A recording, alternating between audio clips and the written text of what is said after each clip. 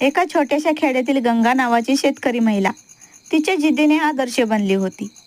पतीची साथ मिळाली नसल्याने शेतीची जबाबदारी एकटीने सांभाळावी लागली. घरात आर्थिक चणचण असूनही तिने हार मानली नाही. गंगेने शेतीत आधुनिक तंत्रज्ञानाचा अभ्यास केला आणि त्याचा उपयोग करत पीक पद्धतीत बदल केला.